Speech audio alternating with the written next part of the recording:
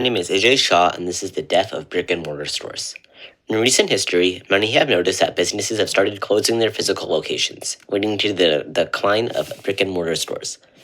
This decline is largely due to the consumer's new interest in e-commerce. Because of the convenience of e-commerce, many start relying on it more and more instead of going to physical stores. Throughout the mid to late 1900s, the foundations for e-commerce were being set.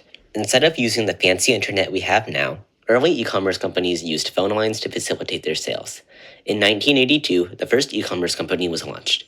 It was known as the Boston Computer Exchange, or BCE for short.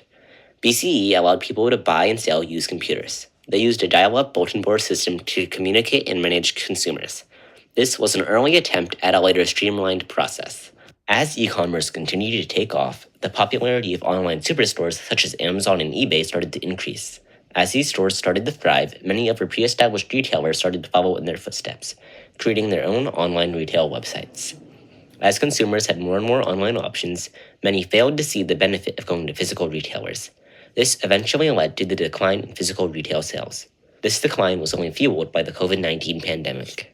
This scenario mirrors the rise in industrial growth during the late 1800s. Let's hear from a fictional factory worker from that time period. So, this is Jim Jam. He's a factory worker born in the 1850s. In his childhood, his parents used to own a blacksmith in the town center. He used to think that he would grow up and take over the family smithy. But when he turned 12, a larger factory was constructed in the next town over. Jim Jam's little smithy couldn't compete with the factory's low cost, so he had to find a job at the factory. Jim Jam had to work many long days and sustained workplace injuries, such as the loss of a couple of his fingers. During the 1800s, the world saw a huge shift in the workforce, with small specialized family-run businesses such as artisans and blacksmiths struggling to compete with large new factories. This is similar to how physical retailers are struggling to compete with their online counterparts.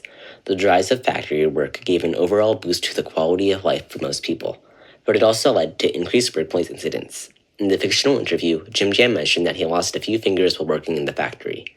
This was commonplace for the time, as many other more severe workplace incidents, such as death and loss of body parts, were extremely prevalent. Similar to factory work, e-commerce also increased the quality of life for many people. It simplified the process of checking reviews while also making it extremely easy to get products delivered right to the door. All it takes is a few clicks. However, e-commerce also comes with some drawbacks. The lack of physical storefronts can make it harder for some consumers to trust in what they're buying. There is no longer an option to try on a new shirt or test out an electronic device. All the consumer has access to is the online rating and the purchase button. Additionally, stores like Dollar General, Walgreens, and Joann's have been closing physical locations, and many have found themselves out of a traditional retail job. As these jobs are being replaced with e-commerce alternatives such as website development and logistical jobs, many cannot find alternate opportunities.